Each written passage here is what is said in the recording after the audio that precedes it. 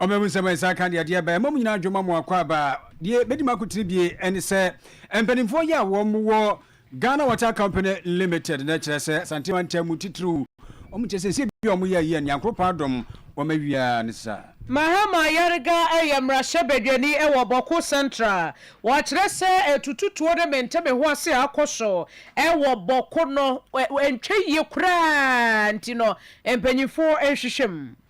enu anuma bia okure nchanse a wono madziba na America se yokopoe oye asende bia ma waso bia nkadem afekor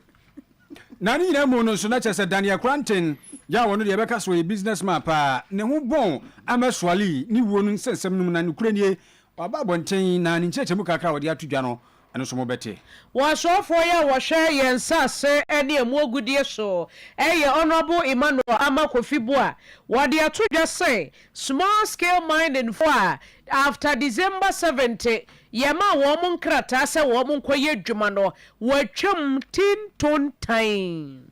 na enkawe kuma hen zi imbaburu bi aka ho agina chema yerka sei waka chi oya Chinese mamfu bi a woru tu garamse ewo ne mpotema ni nyinara kwa yerko de tia garamse no nwoso wotu de mana mo nsem bi kada mensem ho na nda nwumbiri yazir babo sum de nwumbiri no nse kase bo Oyerepa 100.7 afi eko Facebook so we are live on Facebook as best search Oyerepa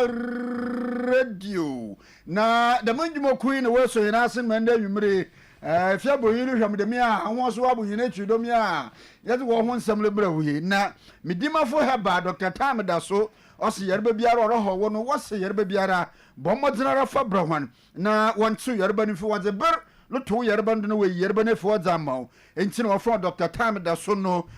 kumase ebu akwa atwoma agogo enkran wo poko ase mayira from hwana 0244774282 ko na wonyi yerba ni mfamfin wo better GPC capsules ena na mixture oyesi su mu adwuma ye pante wona asese ye wapod yo satika ni nara eduri batu de fi ho herbal shops na pharmacy shops biaram ewurom na repa better GPC capsules anonymous ni bia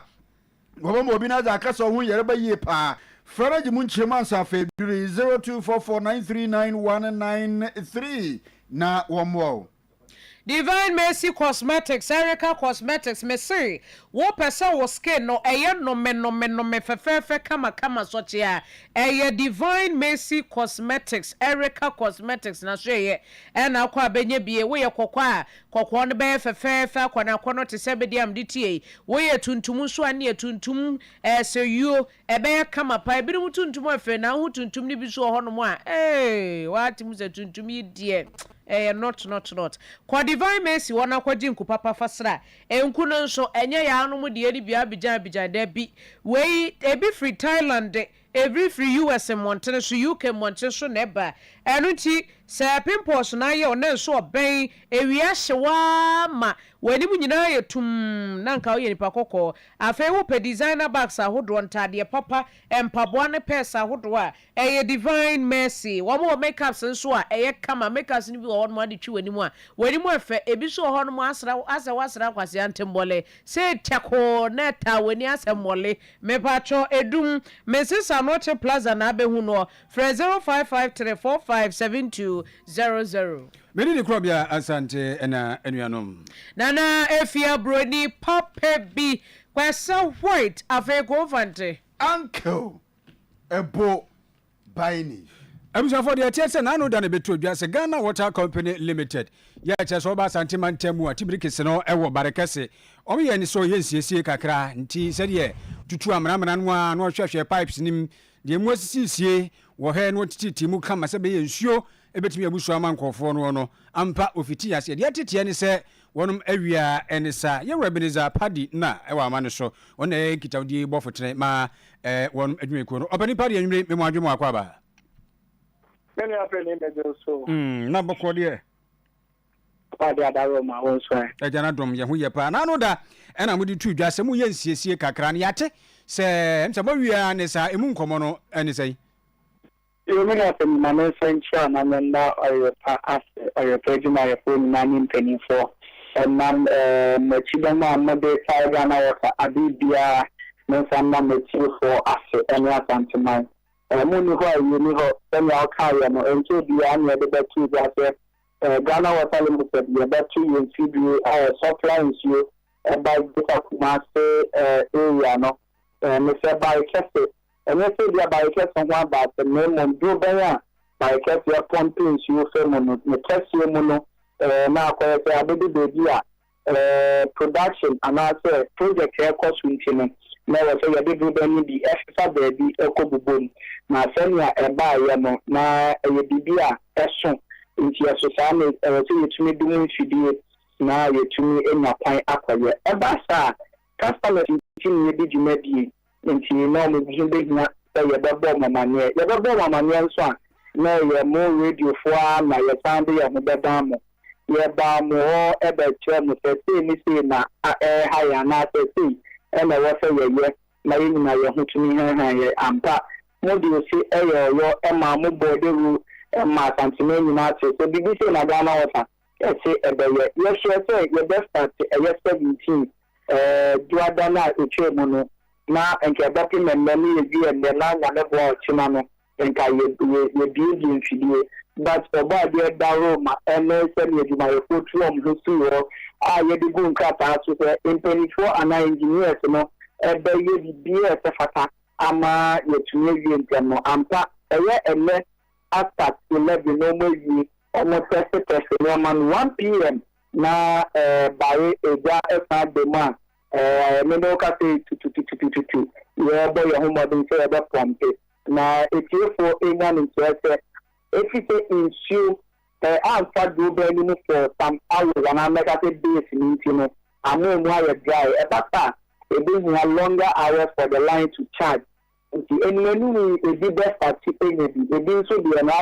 pressure bills no e no mo be 90 e chop am ye be by your reason equation me mom when you make a pressure nti e wo a wo de ma ye no na wa modern enya twen hom kakra enche ntu be nya wo de na ye kan say so na e ye mpa ye nye san bo se enyinam kan ye kita ba ye kese e na ye bi ye ejuna e bi ye ka e ye fidi ye enam kan ya e na e mo ma wo den e de pompe nti se ko ba se ye wie bi bia no na enam kan ya ho tia e be tumi de asem kakra aba nti e ba se ya ye ba se na men so ndum ye na kan ya no enjina to ba ye kese na ye nso yan bo dia entonsuo e makrom. Okay. Buddy, na won hwe, won se mpempi ni ya na ba se yi a, wo be so na wo be bio pipe kura ni se kokokoko. Na se ni nye papa sa. For now no, say na tie omo a omabie ni womo a sabi obi a omanya nsuo seze no. Manya report bi, manya nkra bi, mutetete nsem say na tie. Nsuo na ni da ho de. You mean any asate say no, ni nya ta complain but social lines akesi o mututu mu ne jume course no ifi ba ku mi leadership but esan wana ti atom hello na chese opani party ni ani ni edi nkomo ne Ebenezer party wono na oye kasama for boss for tene ne ankasa Ema Ghana Water Company na mefiri se emse no ano no sanse nchechemu kakra wode ama no abusua sese no mawie nti baabi won na nya nyaaya a mchese tobo ase beba aha bi susu a obie pipe no na ani no enhye da na ho a nsese no maye enche ani beti se de yete no a wei eyo opani Ebenezer party na ono na Ghana Water Company Limited oye nkitawdi bofotene na yeto kasebo no so ene enko emrahye bedwefie wopani ono aye boko central emrahye bedwani ore honorable Mahama Yarega nene wakasa papa wo emrahye bedwefie won mo anya asem kuma kra na asem nyina ne se de ekoso oboko hono se yanhwe ne yanso ano a ebe ha dwene na ne nyina ne se yese enrada ena aso asrafo ya wono ewo boko wo mu tisi kuro ne so emma ne yebro wo mo emmema yebro wo mo enkwadan keten maya ne yehwe wo mo enkwadan abemu a ne yebu wo mo chese juma yese asrafo ne didi bofo no na anya sam ketokra na wo mo ya sapo nyina ne se wo bi akum so jeni baako wobi ekum wo mu sogyafo no mu baako ama ache se ahye wo mo pa nti no na wo se wo mo so de ebufuo eti si kuro ni mu na che so wo mo hwe nkrofo wa wonim sogyafo wo mo suban do before complain ene na anu bi kwampo ayese sogya ni bi ne phone yiraye eno so saa wo mo ti si kuro no so ebo nkrofo saa se baako phone ayira na ya na minim se kuro no so fo no a mo bu wo mo no so mo no mo ye saa de no se de obi ntumi nkyere ye ne so mo asa kwakoye saa de ni biem na eno na emrahye bedwani kyere se wo mo se de aba no eya se sogyani no obi afa kwanbone so eku no nanso se mo betie si kuroma no so na mo bu wo mo chefu saa na de ha dwene asem ni bi o hod mo edru be bia ya munya abotere na hwehwemu mapa enkoso.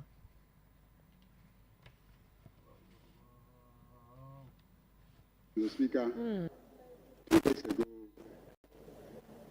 an unknown gunman shot and killed a soldier who was not in uniform, and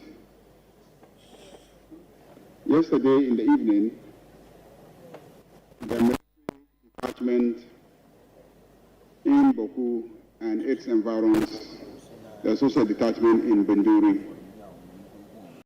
undertook an exercise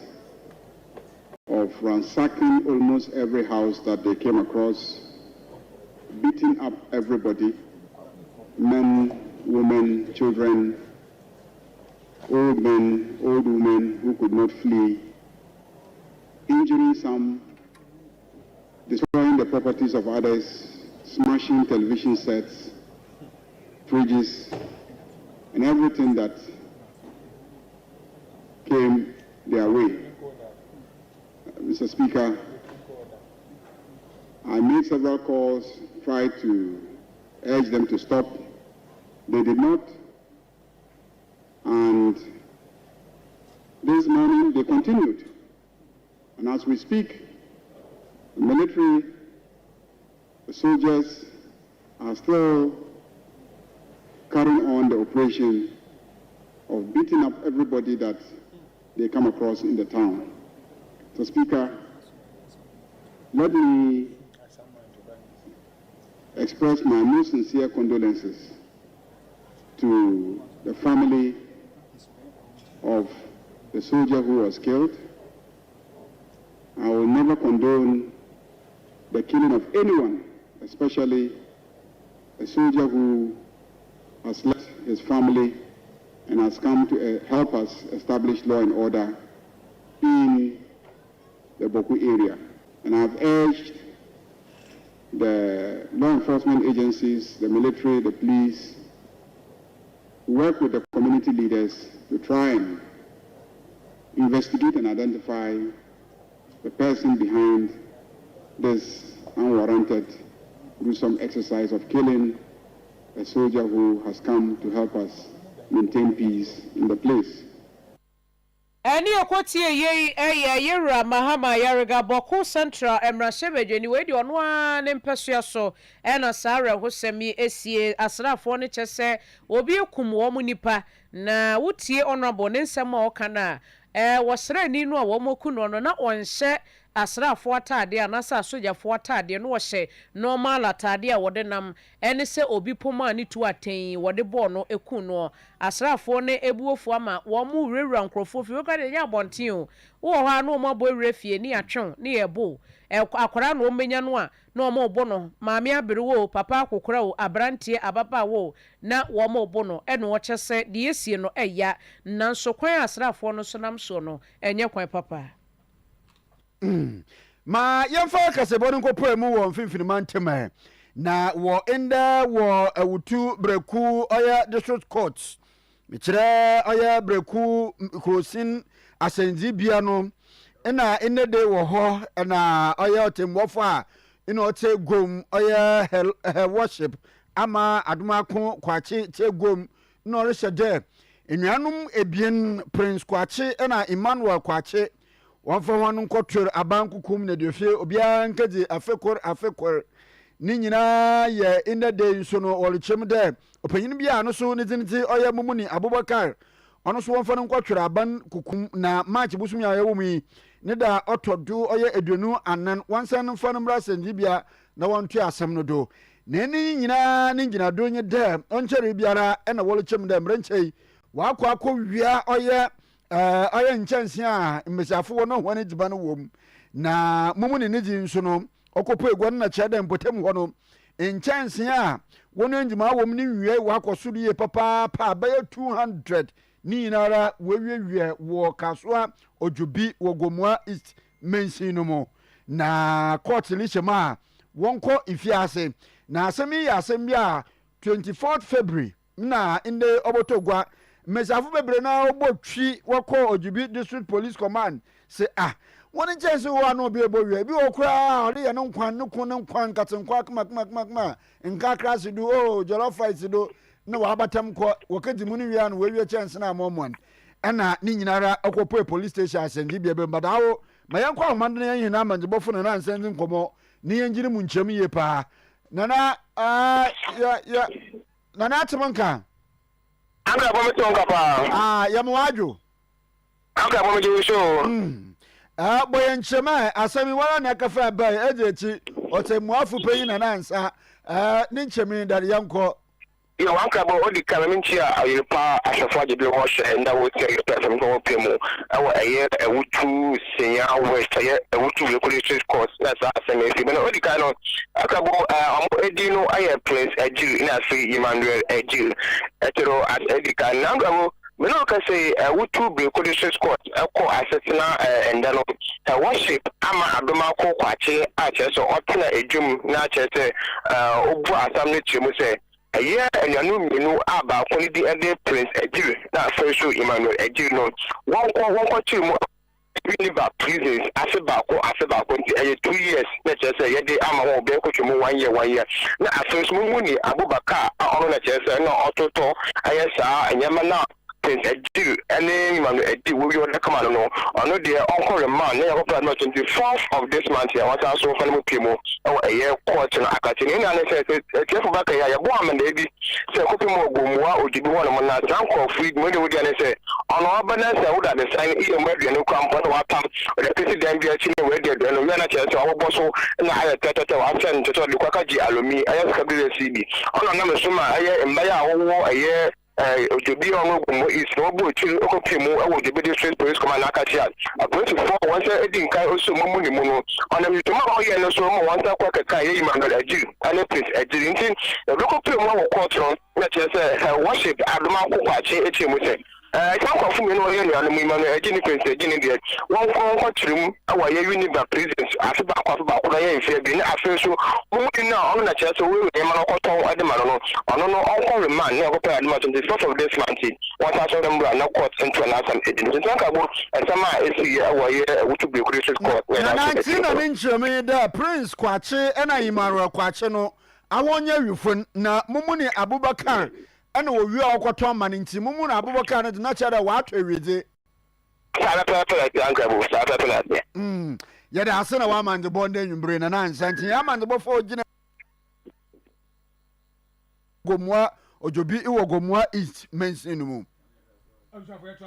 from na ibeka ya fimpi menu dunkron na sembi beto dwa ewo mai mu se twani bi efra Ahmed Hussein Swali ya wono ene anas no mu na eye adwuma nipa bonfo bi atete no abuntuo ewo Ghana ha to ananom wansie do sembe beto dwa se kirikira na binim se wono abukare Japan kora nim hu bi wono na na no do bo abantia ne ntrene ena chese satse mesi de yintimi nyini mfirim kika bia sam de edakot ya brano no wokokot so asetena na wowura bia wanhwa no kora na bia se emfiaduasa enum 35 de obenya friend na ekranten ni dia ba be piem dodo no asena na amache adani a yeso ono wode ni mfoni ekokoko ma chese wono obuka na Japan se ameswali ni mfoni ni ewunti eno abo de kwa bepa so pesa de fa so no fa na efa so court akwa asetena biem enne na asetena ni mu ni nyina no ya ba be piem ne se abantia se da bi da ensema ne na monte so no na di ni mfoni ameswali mfoni ekoma ono abuka na Japan enai ubetimi ayi ni dia so ye no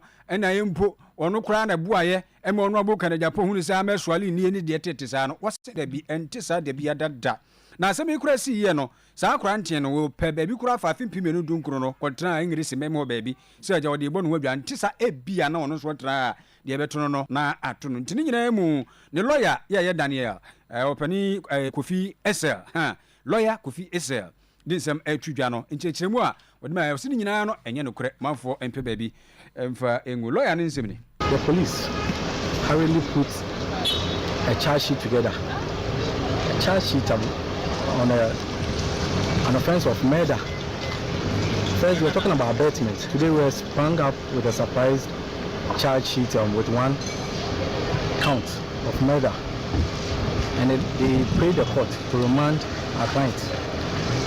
with no bail. Symbolic charge sheet, I said so in court, because they have nothing on our client. It's just a multitude of suspicions and allegations and hearsays that have been put together. And the law never crystallized any evidence. It is just for someone's career to shoot up. And someone has to go down. And that's what they are doing. It's just mere witch hunting. And we will deal with it in the law courts. We are not media men, we are not journalists. We will deal with it in the law courts. Yes. So they put in, it's not even at the committal stage. They're just going to can any Ghanaian be put in police custody, and you are a journalist. Should investigations be in perpetuity? You started this investigation in 2019. We invited our clients, said we will come, and we missed out on one day. We come arresting you. We want a remand. I wouldn't want to say more. We don't want into details on it. Yes. They said they would amend their charge sheet. As I said, it's shambolic. It doesn't hold any water. Lawyer Kofi Esel, and Motin when catches abantian no suso na boa ye ndi mfoni koma ono abuka na Japan se ameswale ni mfoni ni nti se de tie no na lawyer Kofi Esel kire se enti sa de biara da nti ono ne nsem no na de ono so de mfoni no to wiase nyina anim se asebesi ni enti obefa me ha ya nche ne mono no se nipa no so e na se Ghana mbra no o chinyimpo send the picture on chinyimpo receive the picture o display you know yo o chinyimpo mbra chinyimpo send the picture on na eyi ekaka was menka ye kwa ni boy nyimpo no send the picture na o say o chede wa send obi the picture manyimpa no wewu nti mu amu gitum no send the picture no mu obi ena onam du nti manyimpa na ewu nti o investigate no nti achi nyimpa na o send the picture na za o receive the picture na de ja no mo nam ho e o ta asum yentro so na yenko galamsey fo ni my friends are mine and Forestry ye na Minister for Lands and Natural Resources Oyerepa Emmanuel Amakofibua en wode ato dwa say yakoto oba December 70 wie ye no license bi adwumadi ekoso yama small scale mining for license na say yakoto abawie na yehu se aban wei ekọ aban foforo na eba na nso aban a wo kọ no afat kwati kwan so akoma mining for the license ne de wo mo hwehwe mu no wo mo hu se enye kwan pa so wamfa broni beka se wamfa due process en wo de yes ade no anu nti wo mo chese license a ye de ma small scale miners after December elections ni nyina wono ma cancel no wo mo twem se tintontan enye adwuma enti wo wakwa akwaji bie no kan hu se wontumi fa enye adwuma e ma ne nye yie na wode sansem wei atu dwa wabra Environmental Protection Agency, Forestry Commission for Water Resources Commission ene mpanyimfo nkaye wono mo ehia ya no wo mo di galamsey ene mining ho nkomo ene wo mo che papa yi ejina simpie so akasa na nasaba wo ka nyina ne se no echi nso kra no wo mo ba ye restructuring wo ba be training program e dia ma small scale miners no wo mo kra license papa ye wo mo di ye adwuma ne ye be ye nchechire so nkra masa nkrofo ni nyina na wo so a wo license no after December 17 de ndia wo de no de adwuma a anasa wo de ye adwuma a enye yi. We are going full steam ahead to revoke all licenses based on the finding. All licenses, small scale licenses that were issued from December 7 is hereby revoked. Whether you have EPA license, because the finding is very clear. Those licenses from December 7 were rushed. The due processes were not followed. Right things were not done. People will have the opportunity to appeal to make sure the right. Whole focus is to make sure that the right things are done. Secondly, the existing community mining schemes are in name only, as I've said. although the basis for which they were funded were to benefit the community. However, the findings indicate that this is not the case. To be disbanded and replaced with small-scale mining cooperatives that actually serve and benefit the community. These cooperatives will be formed after due diligence with the communities involved, properly represent the community. So, in other words, the community mining schemes that were giving small-scale mining, the investigation across all these mining communities is very clear. They do not represent the community. So, in that case, we with immediate effect banning all of that, basically, and reviewing them and turning them into community mine cooperatives after due diligence and engagement with the community to make sure that indeed those are community representatives. Any akwati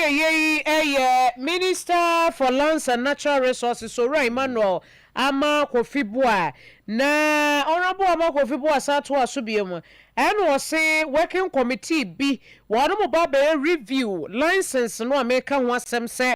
ye de man crofo after December 7th to review ho ave license bia aka bia yes small scale mining license bia no so wo mehwe no maka ho asem. It is also very clear that the current regime, the current licensing regime is fraught with so many problems. So we are establishing with immediate effect a technical small-scale mining review committee to review all existing small-scale mining licenses. In terms of reference of this small-scale mining technical review committee to review all small-scale mining licenses with reps from the following agencies: the Minerals Commission, the Environmental Protection Agency, the Water Resource Commission, Forestry Commission, and the Attorney General's Office. The committee is to be chaired by the Deputy Minister for Land and Natural Resources, the Honorable Yusuf Suleiman, to be deputized by the Director from the Ministry of Environment. Audit all licenses to ensure that they are properly acquired, that due process was followed, that they meet all conditions of continuous validity with respect to the environmental, with respect to how they have followed the rules on environmental, how they have dealt with the issues of our water bodies,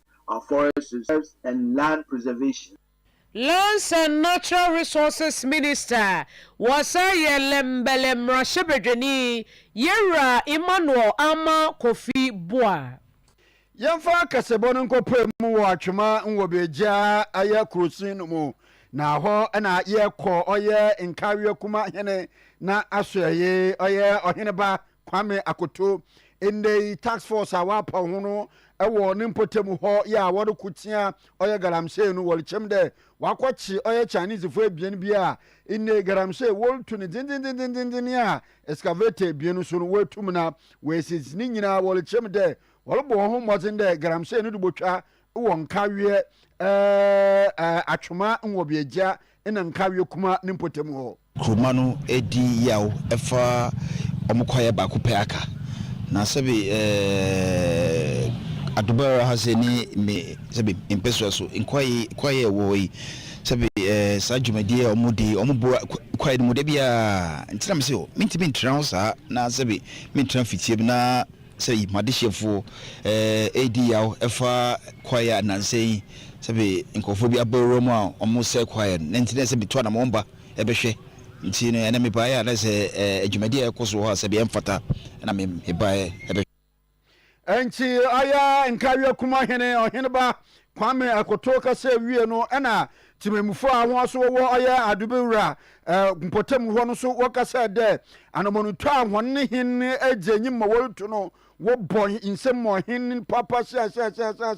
da orokun adietia aya galamse na wale shane bodde wo bata ne chipa kapem de wo ba ku atia galamse fa wo mpotem wo nyina edika no e bada ya nanka hawe nase se na no dwada no ye ko na nase adikro ne hawo nyina akoto nanim no so watie ne manfo esu na ene dai wotua na mo aba abehwe de ekoso kroma no ye da nase ye kroma no so de waka che nyina so ye bedi so de be koso biam bia so no ye ma na so nsi ye be ka che de ye ka nyina no se ye da nase se ene dai waba adbawra wama kroma no nyina hunu yesu ani ye hawa de koto nanim no waba no kasa che kroma no nyina ye da nase kwaya no aye mu na ye didie o mampanyine ko 4 person fia do nunum ni oba na ba bie ye se kroma no ye no ye mfa aduane ne nua na nua nsa nan ampanyampa so de wo sia ye oyo ya dafia aduane ya dua nua se bia no mkoya so mahunu enua ya dua a amanfo ekagu eno ne ye hawo pa enti oya nkawe kuma hene nana Oheneba Kwame Akoto ena ne timemofo no ekwa waroko je tia oye galamse ne ho nsam ne yenimo achenin. Ya to aso sefo from Oyerepa 100.7 FM show eni na nyina mu no mampani John Dramani Mahama wahia Sierra mampani Julius Mada Bao ene mu edi nkomo na nyina mu no omdi atudwa se bambo yade bi ehia pa nti amansaku batan United Nations ni nkurabata ya hwe ya ayi bambo so ewo wiase amaama mu no se yi wo ayere mu de mu pampe ya tam no ene yese woni so ka kire ni mu pampe se witua na yawra John Dramani Mahama ene wo hye bon so se ne eba bambo de a ampa obi agye atum se Sierra Leone omsoso ne fa baby ombi yade Ghana nsoso eba bambo a yade sabi o yasrafo aposifo de obia no obia yade ntie ne enkakra ye obia be so no yonko ase ne aboabo ye ho kakra sebe ya bambo ebetumi asipi na asita no eno ne yade bia ehia pa na beto akoso so no nti eba ne saa e woso omamfo eti ase se edi kan wa bebo ho ban ansa na bambo ni abo ho ban to so bie mu eniema wudo bia ehia ye no kranso wa wonamu a wudo ni beto to fom wa no se wei baabi a mekeka kroye baabi a mekeka kronye na wade wo bambo titu ahya wo nsem no ze meka ya no eno so yade bia ehia pa mampani John Dramani Mahama. Indeed, we have discussed a broad range of issues, and one of the most important points we agreed on was to establish the Permanent Joint Commission for Cooperation as quickly as possible so that it becomes the institutional framework for us to build our cooperation on. There are many areas in which we can work together, and as he said, we discussed issues of agriculture and food security. We discussed issues of power and electricity, and how we can work together to enhance the West African power pool. We discuss issues of education and exchange, and we believe that the Permanent Joint Commission for Cooperation is going to be the best avenue on which we can build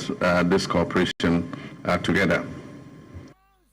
Especially na busuafo no ye John Dramani Mahama ena mote no enkabra we share Sierra Leone mampani Julius Mada Bao.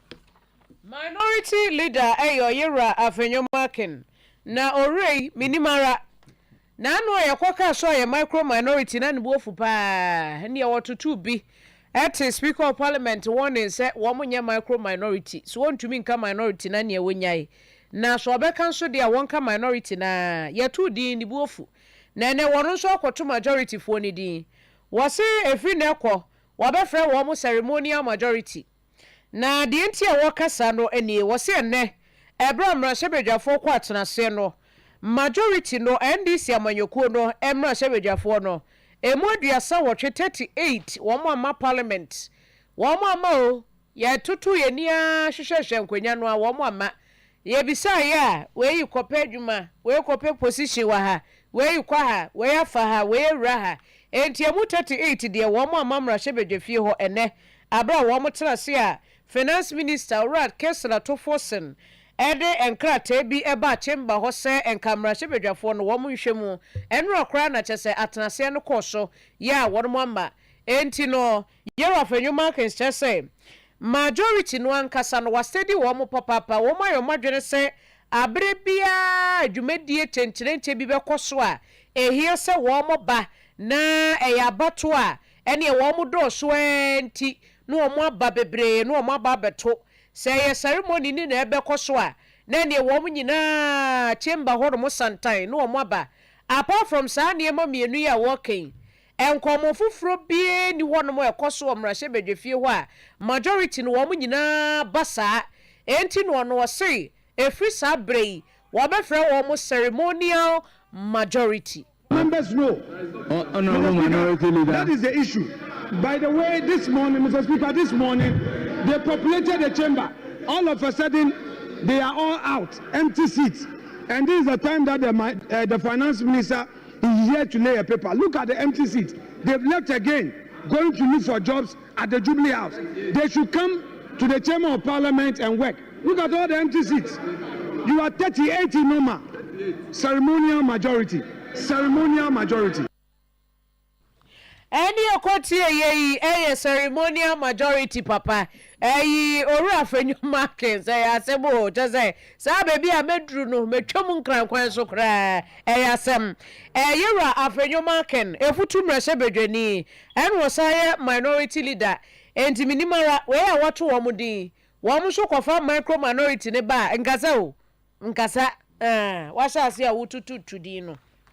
mrase bagum na kwa mrase bagum ba so ku a wa po hon wohwe oye sikasam one anho ntotoe ho ewo no Dr. Muhammad Amin Adam oye enkan oman yefuto samfo odzimu ntintimiye pa mekire Finance Committee of Parliament na Dr. Enoli Chemete ere aban na konwabosika ozikana odzeboto mrase bagum huni enyimo no oye budget no nukwazi nshada anyim papa kura na opanyi lechem de se oriyi adanse bi fi budget mu na odaye ingirado de budget no nukwazi inyima eno lechem de ehwa aban sika otwa to ho de ozerbobo nwumasuan wo bra ehwe ma wodi tugwa de ono wodi bobo nwumasuan wo bra enende wontoto oya budget na no wo oya mrahye bagom no akonte a wakade wombu mfa ho ena am wodi bo hwe oya suapon mu adusuafo hon school fees aketua ma wodi ba ma oya sanitary pad a ehwe ho akonte bu na onsisiri ekura ntoli cheme de ehwe akomabosika me kire budget a abani dza botum na hye bagom fu hon anyim na nikwajinyim onyingina do kura. This budget lacks credibility. Paragraph 374 provides for the free tuition for first-year students in tertiary institutions. The amount allocated under this paragraph 374 is 449.8 million Ghana cedis. In paragraph 375, allocation for sanitary pads for students, 292.4 million Ghana cedis.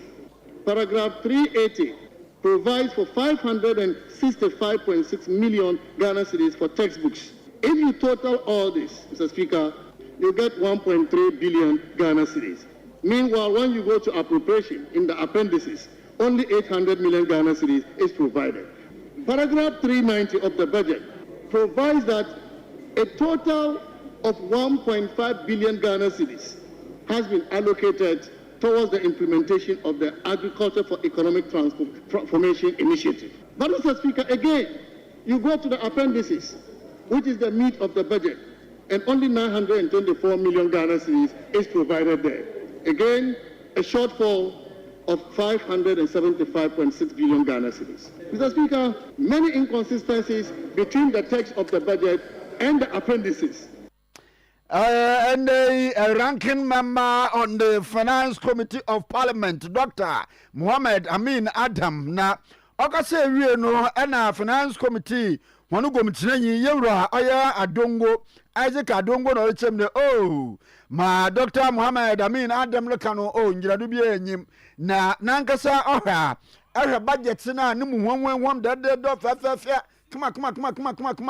aban diboto oya mrase bagom anyim no ahwe nyamapon wom na munimu dedo na wamma oye dom kuma wo mrase bagom ha honanyo do ebiri won wo boyonya ye wo hohwe onna wato oye Muhammad Dr. Amin Adam akasakasa mentor kanidami. Listening to my colleague, I can understand they are very dazed and they are still recovering from the kind of budget they never expected Ghana would ever have. Mr. Speaker, we were in this country when a government refused to provide textbooks. They're rather teaching our children Pasco. You go and buy past questions for our children. So chew pass and forget. The minister is bringing interventions that will bring critical learning and critical training of the brains of our children. We are providing enough textbooks and not past questions. And you should be praising us for that. The people who capped the GET fund are today asking the minister who is uncapping it how much money he will make from the uncapping. You are not even ashamed. When we were having this red, gold, green in our secondary schools, and our children were lying and sleeping everywhere on the corridors, you were rather centralizing GET fund money and sending it to the government so you could construct a hole called the National Cathedral. You're right, Kadongo. And in the Baso Kua, Masabagoma, one Sikasam, and to 21 or 2 and a way, and on way one, Gumtsney. na ni nyina mu no Forestry Commission for so na ekasen omo kyerɛ sɛ wo hwɛ kwane yankɔfo afa so no mutu fuma gudie ɛwɔ ma yi mu no a dodoɔ no a ebia nam kwa apa so galamsey de ani gyae omo se asense ase papa yɛn kwa ani ade ne sɛ na ɛsɛsɛ nti eneyi dwumadie so ko akɔ so ɛwɔ enkran na otusi wɔ sɛ 2025 International Day of Forest no ɛna kasamafo edima woni ankasa adwuma ekuma mekyerɛ Forestry Commission no Joshua Kwafo editu dwase ampa da bia ne yɛka beduru baabie no anhwɛ yi a yɛnkwaye no yɛntumi mbongura mu kurase yɛkɔpɛ ne ma bi afiri mu biemu sanse ne nyinaa no na asɛsɛ mu nua ne ade nsua ne nkyɛ sɛ suansua de ne nam ne nyinaa asɛsɛ nti ɔde obeto akɔso aka sɛ yɛtwa nua edi hibidie ɔne ɔbɔwura mu kunkum mu ane ade no bɛ kakra bɔwura mu hu no hwɛ Saturday na United Nations we see was a young fan time we see the quiet na enya ahuna because we ahuna we see teacher we see the kawo and the person na adoni tina and not the na ye mi say adoni tina ye mi bless you say the kayi ya if you say Myanmar if so abu be now which I feel it's just na and forest and food I just say acquire any you will maybe any ever nearby you are we are and no be our media so when you are saying young everywhere in your head in your head you need to say every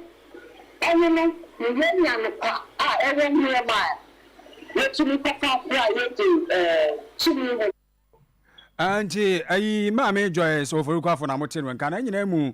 en wo ka sɛ santimantam mu hanokra titiriu enche wo mo bɛkɔ nkawe na afedwade sukuwe so mo kudi na ebua amomanfo ete ennua nkasa ase kwan ɛbɛfa so ɛbɛkora nnua nnua tumi atrawo na enkofa sabio obia emma no afei wususu a wutwa dua na de adi dwuma behunu de wɔsɛ wode yɛ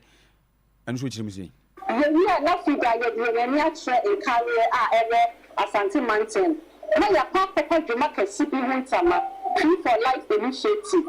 we are not just the International Day of Forest no aba enwie ye ti da enwie na no kyerɛ sɛ ye ru dwuma biara Forestry Commission ye dwuma so na ye say ye hwɛ sɛ biara o menya pae no ebe gyina ne nan so na ebe say kɔfo nkɔmɛ picture ya one kaya galam say na ebe bɔ ye apae no so ba it's ye da kɔso ara aye na me for sa kwan so asre ɔmafin na se no ma ye nyina ye fa ye ho ye ɔpɛpɛsi it's a young player nchimi Forestry Commission so we no so anyi biara ye nchimi no me so ɔmafin na mo kan ye no a ye betumi akosa akoi na ye jinkuni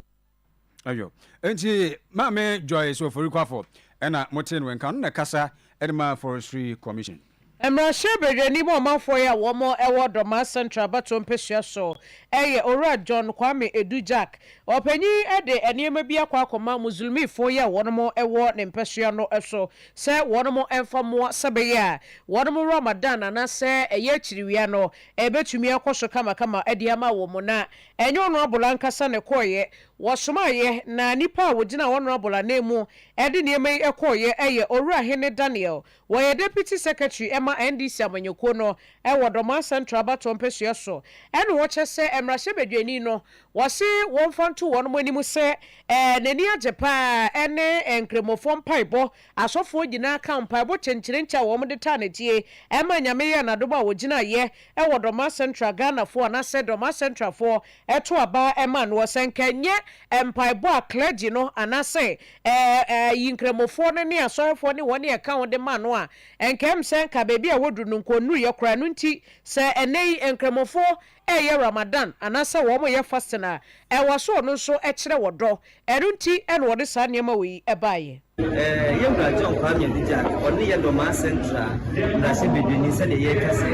ye to aba ye di yi no ye papa se abatu ya yesu ye se de Ghana fo ye no anasa Doma fo ye na doma timba binya se atumi we no time bia obehia mpaebɔ from a Christopher ne nkramofo na saa bere nso yɛ nyina yɛnim sɛ akwantu konkro a ɛyɛ fasting akwantu no ɛda yɛ nuanom nkramofo no anim a so ɔmoyɛ na saa de wei na ɔmoyɛ no ɔmoyɛ de abɔmpaeɛ ama wiase nyinaa nti ɔmohia ahoɔden ɛne ɛtetaeɛ ne saa so nti yɛ papa sɛ wɔntumi nyina ne yɛ nuanom nkramofo ɛduru sɛ yɛ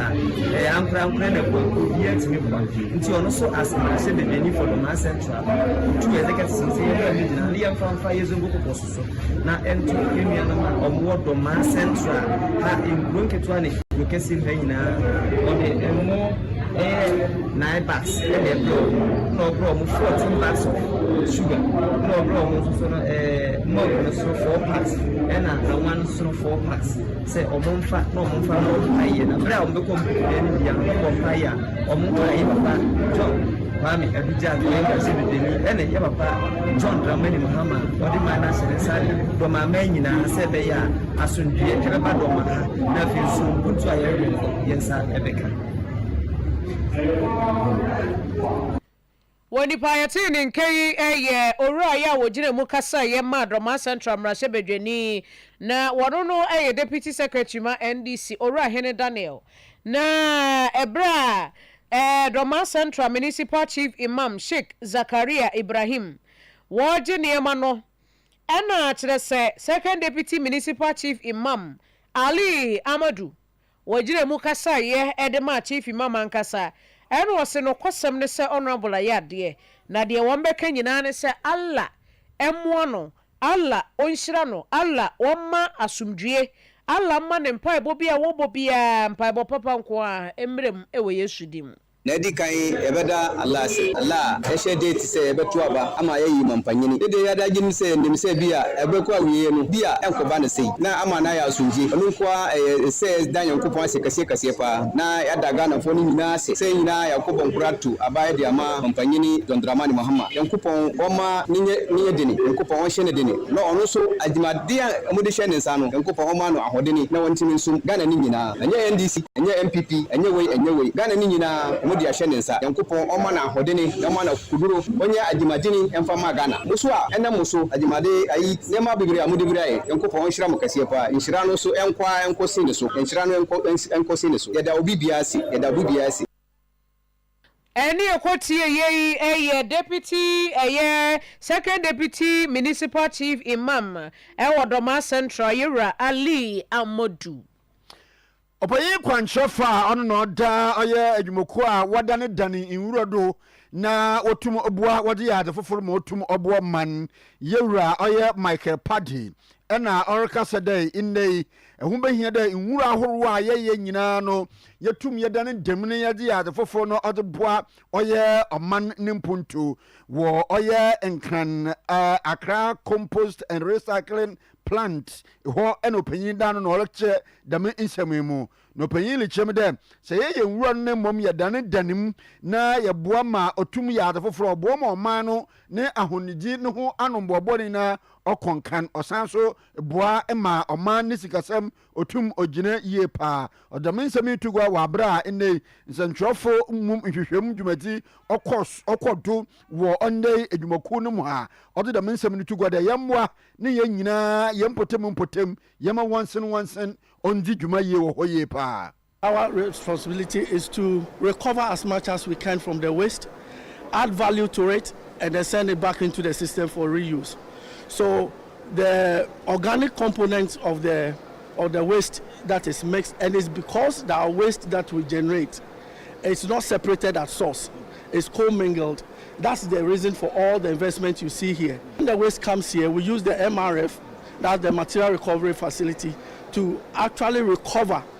the various fractions like organic fraction, the plastics, the cardboards, and then also the scrap metals. We add value to these ones. The organic fraction we turn into to compost for agricultural purposes. The plastics, all forms of plastics, we semi-process them over there into pellets and then just also give it out to the plastic manufacturing companies.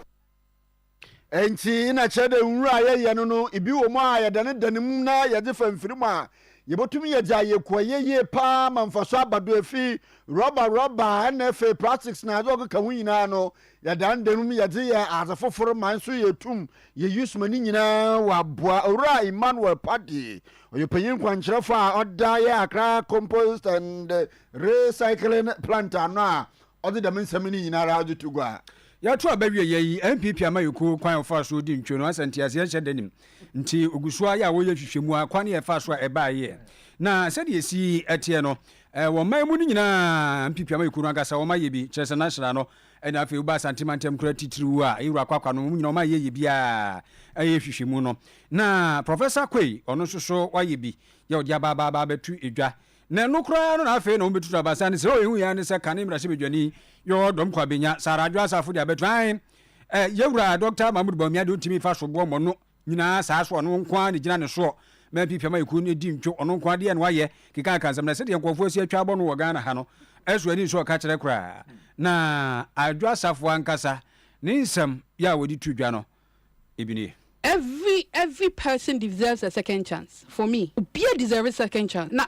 Akufado, ya dene kwa baako no etija wo. Ya dene kwa mienu etija. Ne mprensa so ena nana betnai. Etna kunya no. Ya kan ya kan so no ya boni dua kunya no ontimi fa ne ton kan so da. Enso Nyankopon hye ne ho anumunyam. Ya de nana Akufado betna so. Inti ada ne ya de one ticket akọ baako. Dr. Mahmoud Bawumia akọ baako. Na ya ye nimu boni a ye di ye Ghana fo ye ni da ho ne ye kane ntie MPs ka aboy we wa obeka bia no ne target o constituency cause wo boy against ewo mu eso na enokre na ne ye kan adentu no no akobaako ono de ye se ye de ne babio mu enye ye edi entia Professor Mills o baako ne fa baako amfa most of the time wo first strike wa me ko MP first wa me lose ye me second time me win ye power of incumbency no to me you see no wo second term because first term no aya na amafo ne ye wo de se afi no mamba hwe mo kakra unya twa 8 ni wi a na Ghana for your madwin se ne ye de bema wa it we were fighting against all odds and ani yanso yanto to ne ma biye ene ne kosi ye we shafo bi e wo say bana nkofo bi ko regency bi kokko ye adwuma last minute say mampanyi eyi nkofo bi adie na mfaso bi ani so e kosi apathy e wo regions no tina na do so de no di twa ato no ebushafo se de tia adwo asafo na mote no enka no ndi se de tia no ensem ni bitu aso ye na dwe ya ufri no ehote say baby aboko na ya fiwo adwasafo edio abua kese etofom a bia timi andi ope na adwasafo kro ya kanemra sebedwani wodome kwabenya bato mpesua so honorable TikTok no maami kwotena nka ya brochimemu a womra wose woma ne no ototoma ne ye wo TikTok keka de ope edube bia so miniska me de fru plane ti mampanie mamska ne de amane no wajiwi a so boa memma ayesa de wo be ma bia kope oba no ama oba ni ska se brefie no oba na de a wama ne ya sana na adwasafo de ye betu oba ne rabe obeduru Ghana santan ena ne mpehwe asofo se hwe ye be kire wo se no ko ye jepa ya wo mto abetia no na enyo no kwa no wo mtiti ano wo mto tie ye raba o mientie na MPP for opposition na ekoba sa no obi e ka de wo pe ene saradwo asofo ba be ka na numu asem wo se e-levy MPP aban na de bae na sa no wo de beba no ho asem kopie mu e wo mrahye bedefie ma wo mo ye se won betu aba ye eni no enti wa pese e-levy no eba no gitumu na ne waka ye wa won pese ebeba no ka se no enti adwasafo de wo so no waka no esanse no ogi e-levy ni tumu a enye ye 2022 na de enti a wo ye no se wonyi e-levy ni ntum no enie wase e-levy no no atena se dwendwene ho ne mpanyifo bi di ho nkoma ma ne mpehso asofo nyina kasa ye wo ye consultations awodo emo obehu se e-levy no a aban ne se wo bedie no emfamfa so bia mre wo man no na ade a de beto o man no so ya ho kire abenedie ohaw ne amane ene de beto o man no so enti na erkoduru bebi no na akwakoye se wogina mfimfin wo ye MPP ni ne manfo so edan no na ne manfo so kyese 11 ma ne nkwaji ntum enti na wase odi ne manfo achi na saa bre ni mu no wode MPP sem no eto nkyɛn enu nti na 11 no wono akoto aba no ede man ti se 11 ba ya wono addressa for wonka ho ade ba ko a me regret baako I will never eye 11 a yede bom charge 11 ban ntobo ana aban pese yenjiji nipa wo manfo a ewo Ghana se bia wo ye momo online bank electronic transaction ne baaye no anhyehyɛ ne baaye no ɛsoro hɔ no ye mu bi no ne yesusu sɛ emmoa Ghana esan sɛ me baabi a me fi ɛne baabi a yɛtete me papa ofri grass ɛne wako grace mu ɛne nyame ayɛ na ɔdefo ɛne ɔre no gyina fo sɛ be me nua sɛ ne sɛ nam kwan ne ne hunu ɔn ɛtoto bɔdeɛ ofi broman sɛ wohwɛ bɔdeɛ no nyinaa na egu hɔ no obra no kɔ enu 500 Ghana obi ne dwo 300 na watoto a ɔsɛ me maami wo ekura sendi sika akoma no okotena so no o sendi akra na wanya na ne yatin na ensete we na na meni ma sorry mpanyimfo ne me papa mo so de matena sesa de amode ba no dodo no ebekuntia ni pasitene mo ahotire no beye mo enti munyai I was torn between my church and my political party nkwa the address for me support pa 11 de ne nyina yempe ne ani nye ho ena ban yi kenkon by force wade be kyekere ye enti uto no a eyesa uto ye won pa no nti no mo sake wa akura no be se saki me ai saki me me kura me pe koye pie saki me di address for won nti no mo sake wa wo mo sake wo saki me kura me ko pe koye pie okay brofo aso wa nya kefra mesake we film video no ma efia wa nya kefra mesake we film room good address for sake me na yemfri do me kwa banya abato no mpasua no do na yembra okankwe not abato no mpasua no to no enambra se begomnya ogina metematememufo a anade abato fo awo ho onimnyamfo Theresa Ladi awuni orokasa de in the day he aza odena komado ye pa nye de oboboa ema oye okankwe not abatu ni poso no do no ehwa ye huri de oye London montendo ote he ne yiso ade hunu kura de obada boso na chede nka da kwere okankwe not monteno do street ahoro to street light bom yira wa bibia lo konkan no le chem de nkran pumpuni mantem soafo onyimnyamfo Linda Okuro oditu ugwada inde ohom ebupam aduonum oboboa ema inna day street light ahodo won nkran pumpuni mantem akodo no mame di osa yoyo a enyama lokodo ne sesunti okankwe north nso no weye won tafa na lokodo akodo de orohwe de obada bosor na dam dwumadi no wetum abado na mame di nsam yina tugo wabra ozi inziban na anonomde dikacha yenuanu mozrami fa wo akoteman nkran na ho na mame lechemde osina kuma ho dupi pode kankwe not abatu ni mposo no to no oyaja street na won obamanum aye hwehwehwe no na ozi to go there ehwempotem baby wo abatu ni mposo no do ofro gimpa achimota forest na fe achimota highway a won kresa wotitimfo won ko ne won ko ha dansi a molke dam bia mo bo din na street light here osidu ja why fe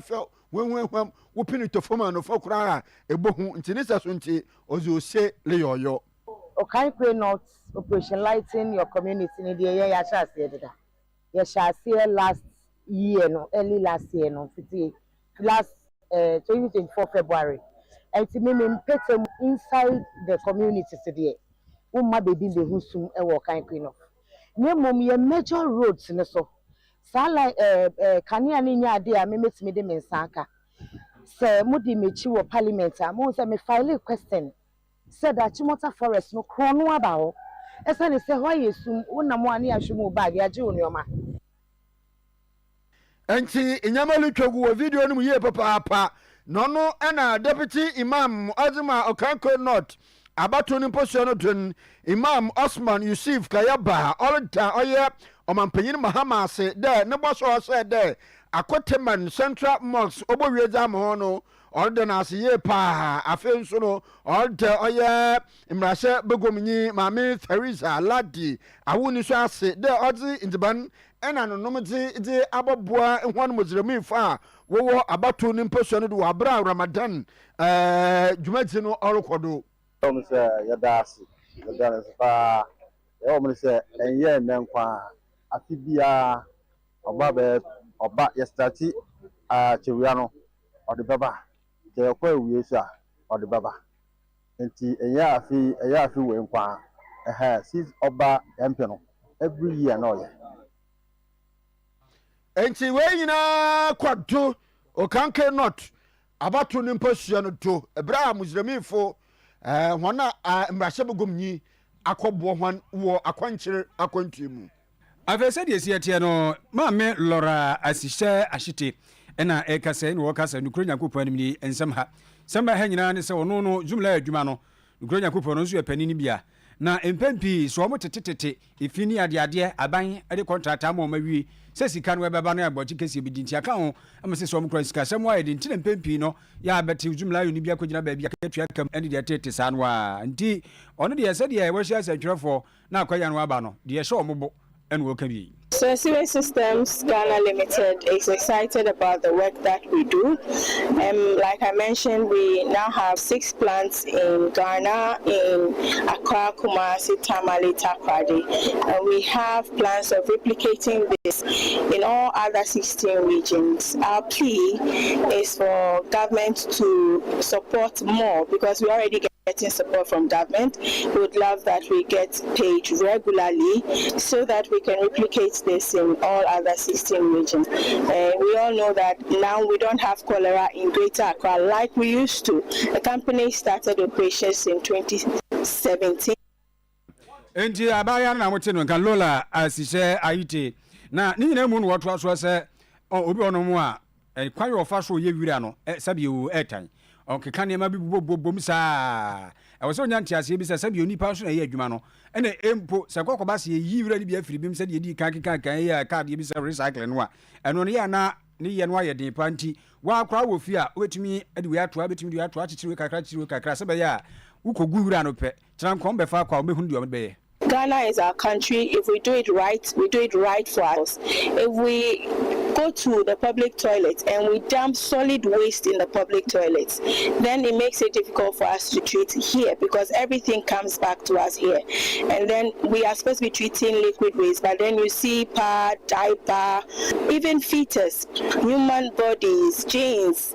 everything mixed with liquid waste. And people would also wait when it's raining, then they dump their solid waste in streams, and that comes to us and it clogs our pumps. That's one major problem. Maybe without that we could be having like 10 treatment plants as at now, but we have 6 and we know what is happening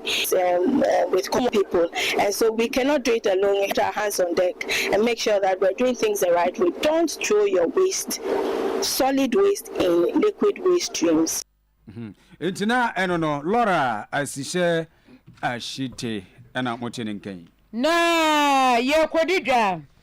Oyerepa ne Promise TV amanfo se atete kwantete nkoye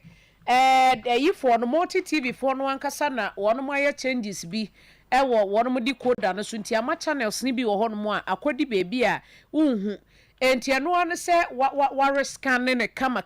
me hu se multi TV fo no kwada se o master T ye ncheche kwa befa so a o be scan ya wo TV stations ne beba na ebi asa wa wo ntimi nya pe obi a wonimu de ewo yi decoder na se yes decoder installation hono pesa for no na wo mo be scan ma na anu ya na me so kra me ma obi be ye me de ma me a ni nyina saba nti obi ka cho se Promise ne Oyerepa te kwa enye no kre ye changes bi ntia enti obi no me ye emfama fefefe kanje Krobea besie enti kwape kanje nsuo ni binanom na emwa sanse ensuo we different from ensuo no ade bia ye no na ensuo we memenom obi no esanfro me ye mame a mrekuo ma bia mkoyigu ye no nyasem keto ensuo ne kama e guy pa na magnesium wo potassium iron calcium everything there inside kwana kope bito wo de obowura shop bi mu a wo shop Kangen Energic drinking water ubenya bi ato Brema UGC Tafuni Road Abawa Route Junction upe bi ato akohododro na benya bi ana fra 0241 449191 Bosha ba electric house sabajen kania chandelier corner light, gate light, ceiling light, steady lamp, LED flat light, CCTV cables, cameras, standing fan orient, ceiling fan, air condition, and a 12V adapter, your digital video recorders, a face solar lamps in yana, and a home accessories ye will be ho, and your man doors you to be money yana. Copies at a doom kejetia, opposite. Afei antiata akofo building mu PZ and Aboshaba building prison runabout on so be hu omo. Fra 03220 30838 na kwaje wodie na kire se eno no. Promise heba bomodinara bibiduru anu mo ma indei enya pomodina enya chimsunsu ando boni biaren promise heba na bibiduru no ogu enchine bibiduru biaren pem ebo no medbe sra hu na manyi na za asenyereba no oye promise heba ye wadum ye ben mata dis asafo no oye Bosheba Plaza abrosan dan na indei Oyerepa FM Oyerepa TV edimudwuma no hona promise heba wo from 0535544681 na promise bandu no wombo faith homeopathic clinic was a fanyerba na bra stroke infertility fibroid diabetes high blood pressure meina why mbra wo mpam afi stomach cause asthma pam ngitamudina no mu yerba arthritis na enwa ehe biara faith bobo ye pa ahenma kokobin 18 num na faith wo ehweda kasie memneda anopono nson kapma yimbru no num mpem ene woji dwuma from 0246728675 na faith wombo amamra piesie oye dwumadi sonkon a orbado wo tv de kama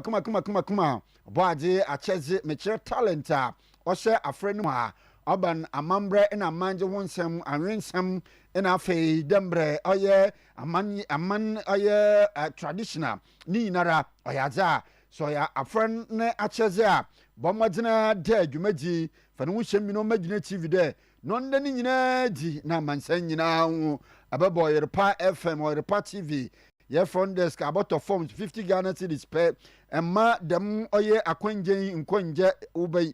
amanje na mamra kwanjo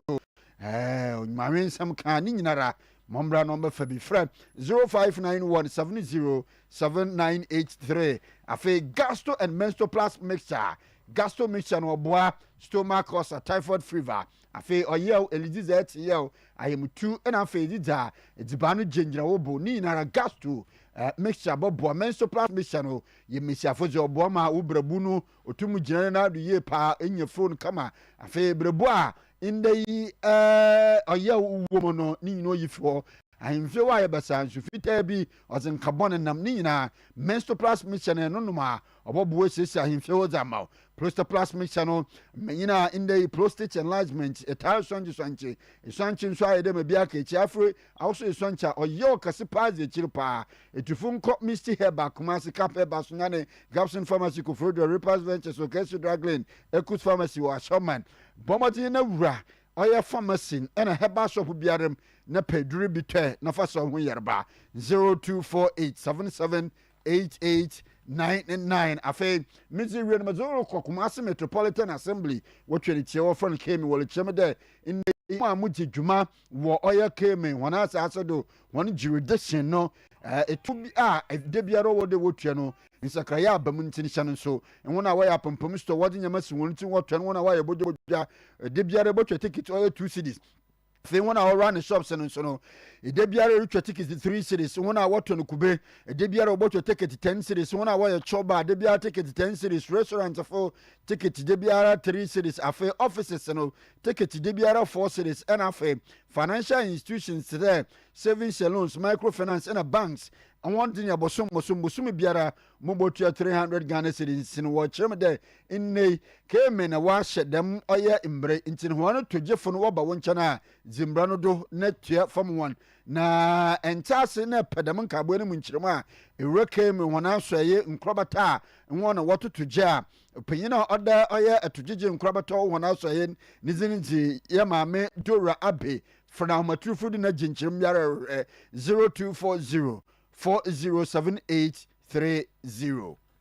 Tafo di senior sorry akona mpani aba betena se na afidi atwa so bia na de abana Forestry wo Vinola Italy Forestry enwumre yi ya dia ha dia enwumre chapa wate Forestry da se papa ne abusuafo no amo ho nyina mamu nyina dwo na ye mamo chese mamu adwo achisi enye nden ntina chese eno no sansoso na eja yawo nyame wofa eja yawo oni Romeo amuso mu wase aja oni Romeo chachi amunyina wate chachi amunyina bega kwisi form yi kese na atoyen ewo adepamfo enso ha no nti anya nwanwa se ujafo ne wabo black nti na chese nyina nso so yeme ye ho yako nana wasai tantia ekonti hene Kenya se number 1 nana ya bwachi yadom dabi hene no dabi hene K1 sanso ena na wusu nkroma atipi hene ono so eti ayipa so K1 no nana chei bafo chidom hene Gambia number 2 sanso so ena abusuapani kwabena nsia ono no dodo na se chairman K1 ono no so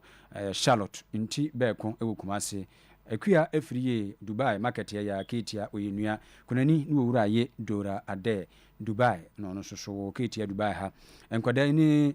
Jones Ejay o businessman ewukumase ya Samuel kwache businessman kumase Dimas efusu mensa dodo na se doc ono so eba Teresa Aduma ewo America mem Stephanie Japoma ewo London English mem sanso so ena Prince Nkrumah yo fase Canada akwasi poku Canada eno no so yo fase akuacha ewo kumase omnyina kire se bowura kwaku wusu ade dodo na ase ade blue unyamfie aduosianum dane benkum so nyankropon ya adomo a memenda ya kire se wabusumi ya mu mekire obenim de to so aduonu enkron ewo saso ntreso eni KCC school no di nhwani mu no na onan no ya mpam twana jawo anyina ma cha se ejamfo aba be hene ne akiri di twa to okra no akiri no begina so waye no efosom wakoto ne nem ewo Kenya se number 1 ebusuan da won ho a na chese saso ntreso eni KCC school park no a edi nhwani mu no pramtubre be pamnwene no nsia onum sika san yi ade achi a de to so aduasa busumi mu ya kire se Paya Memorial Presbyterian asafum bantama na obekọ na ase esomo na wodan won ho a na afi wode aka nyina bitutu mpata ewo fa kwọtra yi no saso ntreso eni KCC school park no edi hwe no pramtubre ebepem no nsia nti otonsa efrese mobeba eba beboa yen abusuapani kwaku daako eti ayipa so sanso so ena ohenire abena jamfu a tumfo yire eno no Evans akwasi poku wa Canada akwasi prempe ewo German ya santoa ono so wote ayipa so bi enkwadai ene kwame Japan do na se odinde ono so ba sanso akwasi buache unis abuna Japan ma wa America matrada pia woni waka ho te se Isaac na kwame poku ono ewo Canada Emmanuel prempe ka ho yoba maame nyako ewo Canada Sakina Abbas konedu ONS Emena Hospital enwo akwasi champon ewo America mem Fozia Abbas Kesben Mopa no no so di ne dwuma omunyina kire se oba pani Dora Apia ti ase da do na ase adwa konedu nyina konedu do na ase Kendora nyamfie aduo sonson agropon ya aduma eye memenda de to so aduonu mienu pepepe obenim de ewumin ewo kronom cementim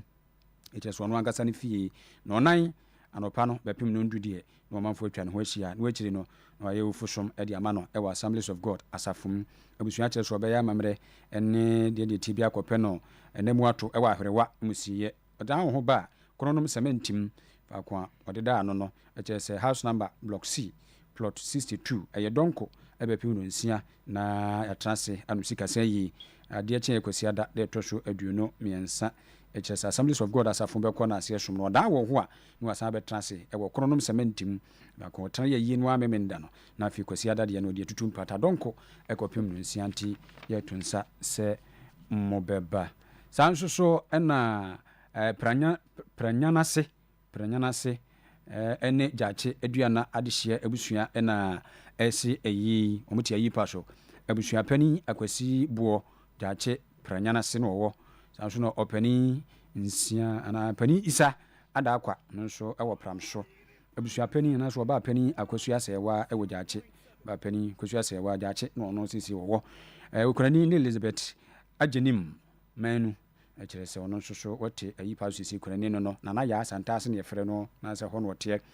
nana ya boatema ono ewo America mem Kofi Pon manu ono so ewo America mem abena sechiwa ado ewo English memu nana ama afiri jamfi dodo na na santase kegitia Dubai no no soso wodi ndwuma do hwen santase abe hono kegitia ha so no obi hono wo mu nyina to abese no kire se owura Charles Kofi manu unya emfi aduoso miensa dan be nkom so nyankropo ya adomo a ebesi memenda de to so aduno mienu pepepe obeni musumi womin no ani fi santase uduru adwuma kwa ngoma owura bank akire hono a achese wona abi hunu achese obekọ na yini bo ho eye no nan anopa ebepem no nkron eno akire no beto ne nem achese no ewo akwaduo musiye oda wo ho a achese Safu Hotel udu Safu Hotel asantase eni atwuma kwa ngoma owura bank no edi nhwani mu pe no donko ebepem enwumere no nsia achese watrase anusika sayi ade ache kosiada de to so aduno miensa pepepe Mantolivet Methodist asafum na cheso beko na ase so mekan sa no achese Mantolivet Methodist Church of Ghana santase nonkron de twedi ampo aseda akoma no da wo ho a na afi wasa besi nkunya ewo no ani fi ho no a fa kotan yi santase donko ebepem no nsia na wode aso so nti to nsase yi de ayenkuja nti momra na mommeboa ye ye jire do na yeze enda enyumbere Oyerepa 100.7 kasebo yezi esi samufu panyini ye yewura Emmanuel Odro Korea NFA aboafo a kan bebre na wo so asen ebuan afa chief producer Era Jimmy na studios na ya opopra na Patricia and Oboy and Chidom the producers afa several room for so obo pempie free ye call live on Facebook ya da ho nyina so ase nya no me ba se na ne yibre be bo so wo ye Krobea Asante na afa Afia Broni na ame uncle Ebo Baini ye soro to na mpanyina tena se sofo boy te aye krado enti no sofo wa ready ayem kwa